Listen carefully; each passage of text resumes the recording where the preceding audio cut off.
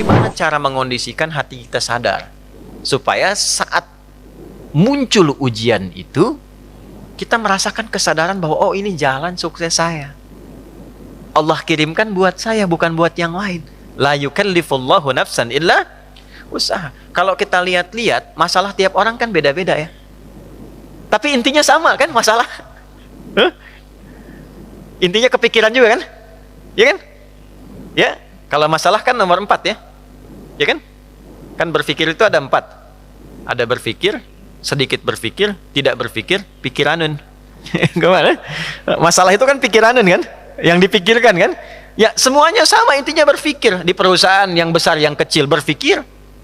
Ya. Yang sedang ujian berpikir. Kadang-kadang sama-sama pusing, pusingnya sama, tapi bentuk ujiannya beda-beda.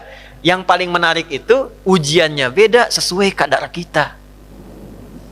Nggak mungkin level direktur diuji dengan level pegawai bawah misalnya, itu mustahil. Tapi sama-sama pusing juga. Ya, pegawai belum gajian pusing, direktur proyek belum lancar pusing. Pusingnya kan sama kan, tapi wujud ujiannya beda karena sesuai dengan maslahat kita. Itulah la yukallifullahu nafsan illa. Nah, cara mengatasinya bagaimana? Supaya saat diterima itu ada ketentraman dalam jiwa. Dan ketentraman itu melahirkan kesadaran. Oh, ini kan yang saya minta. Nggak mungkin ujian ini tiba-tiba muncul di hadapan saya kalau saya nggak pernah berdoa. Coba siapa yang pengen kaya, pernah berdoa minta sukses? Terus Allah kasih jalannya, nih lewatin dulu ini. Yang paling aneh kan begini, minta begitu dikabul marah. Kenapa harus saya ya Allah? Kan maneh tadi ngadoa gitu. Kan kamu yang minta tadi, kenapa ketika dikasih bilang kenapa harus saya ya Allah? Ini kan aneh sebetulnya. Ya? Jelas ya? Nah, supaya menghadirkan suasana itu, solusinya apa? Itulah hadiah Isra Mi'raj. Makanya perjalanan Nabi sebelum Isra Mi'raj itu melalui persoalan-persoalan dulu. Supaya sadar hidup itu nggak ada yang lurus terus. Tidak ada yang nyaman terus. Ya, Nabi itu sebelum Isra Mi'raj itu apa peristiwanya? Diganggu di Mekah. Lalu berharap di Taif itu ada pelindung. Karena Taif itu, maaf, secara landscape itu apa ya? Gambaran kotanya itu lebih maju, ekonominya lebih maju, supaya diharapkan orangnya lebih berpendidikan. Jadi begitu datang ke situ disambutnya baik. Ternyata alih-alih baik, nyampe ke Taif, kalau di Mekah dilempar dengan kata-kata, dituduh, dicaci, dimaki. Ke Taif dilempar dengan batu. Nabi terluka, anak angkat beliau terluka juga Zaid. Istirahat, datang malaikat 2 turun. Ya Muhammad ya Rasulullah, kama qala ya Rasulullah, mud yadaika ilas sama, angkat tanganmu minta kepada Allah supaya kami ini diperkenankan mengangkat 2 bukit untuk menghimpit orang-orang yang telah melukaimu ini. Apa jawab Nabi? Perhatikan kalimatnya. La fa innahum qaumun la ya'lamun. Mohon jangan lakukan, karena mereka melakukan itu kepada aku karena belum tahu saja tentang aku. Bukan karena benci. Karena belum tahu. Kalau orang belum tahu diapakan? Diberitahu, bukan dimarahi. Bukan dicaci. Jadi boleh jadi ada yang mencela itu karena belum tahu. Nah, kalau kita tidak merasa harus dicela, ya, dan tidak merasa celaan itu ada pada diri kita, kenapa mesti marah? Jelas ya? Maka apa yang terjadi? Perhatikan doanya. Aw kama qala ilahi ila man takiluni a ila qaribin yu'dhini am ila ba'idin yu'limuni fa ana radin ma lam taghdab alayya wala haula wala quwwata illa billah. Ya Allah, setelah aku bertugas di sini dan dilempari oleh orang-orang di sini, kemana lagi engkau akan perjalankan aku setelah ini? Apakah tempatnya masih dekat dan aku akan dilempari lagi? Ataukah tempatnya jauh dari sini dan aku akan disakiti lagi? Aku ridha dengan itu ya Allah, selama itu perintahmu sepanjang engkau tidak marah kepadaku. Itu poinnya. Tolong garis bawah ini. Sepanjang engkau tidak marah kepadaku. Apapun yang kau perintahkan, aku kerjakan. Apakah tempatnya masih dekat atau jauh dan aku akan disakiti lagi?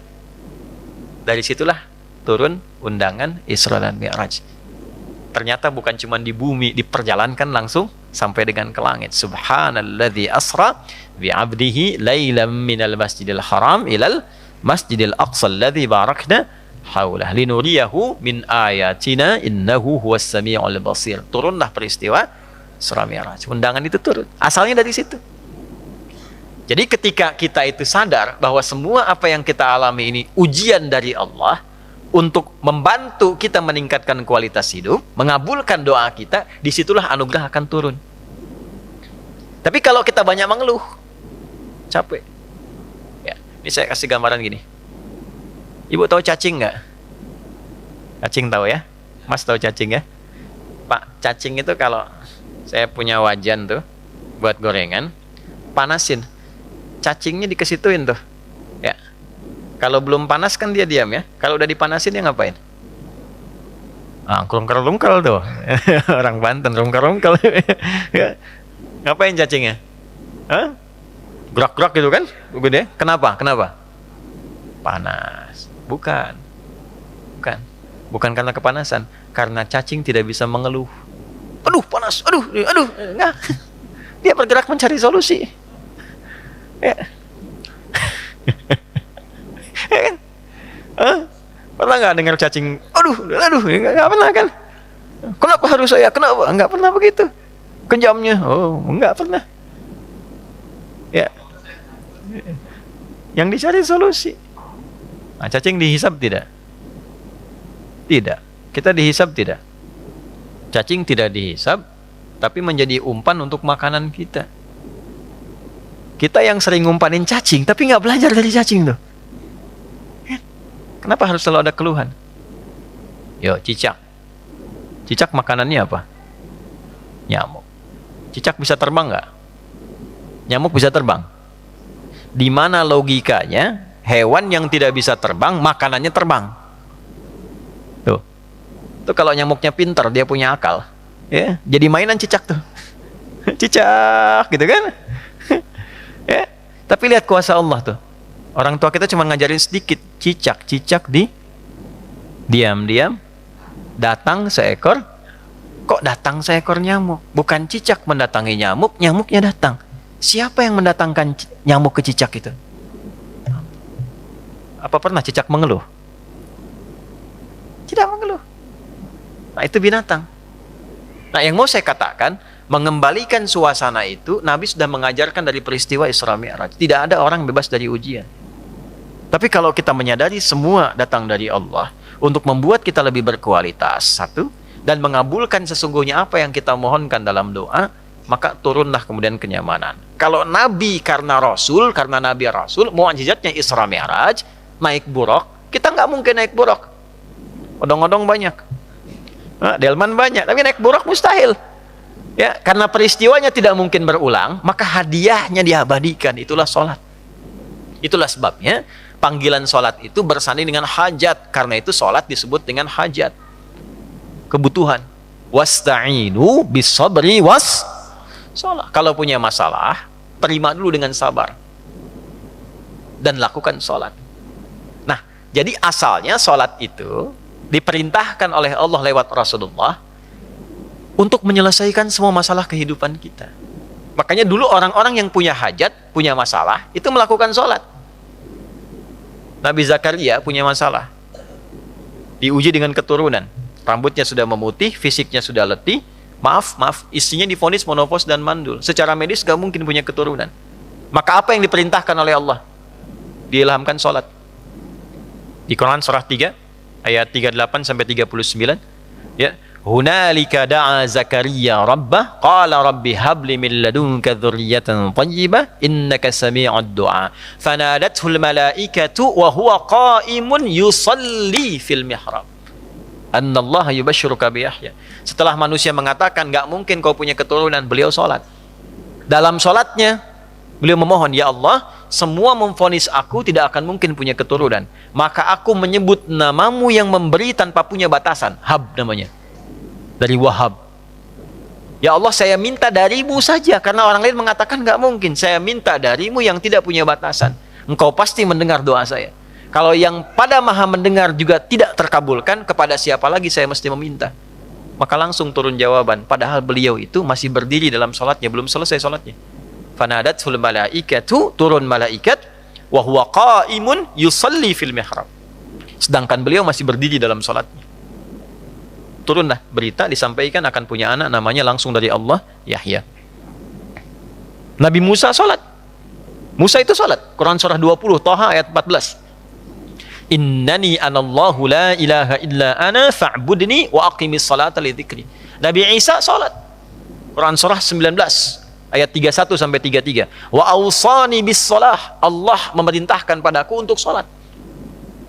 Nabi Ismail sholat. Quran surah 19 ayat 55. Wa kana ya'muru ahlahu bis shalah. Bahkan Nabi Ismail itu meminta semua keluarganya jangan tinggal sholat, jangan tinggal sholat.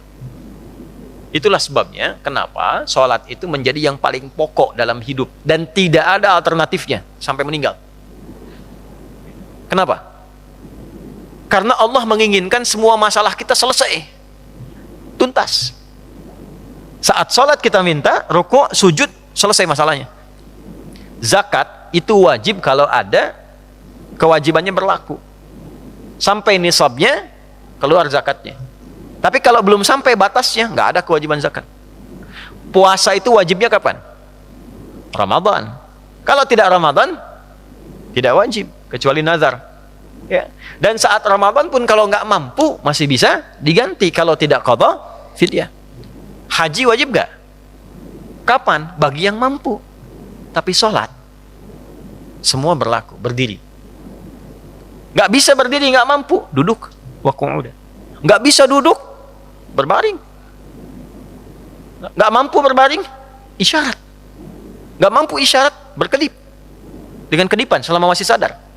Nggak mampu berkedip, disolatkan. Kan sudah selesai. Ya. Ya, sampai titik akhir tuh. Ya, sampai titik.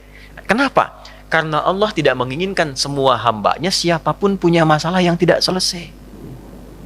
Duduk punya masalah, selesai. Berbaring punya masalah, selesai. Itu masalahnya. Dan tidak ada orang hidup yang tidak punya masalah.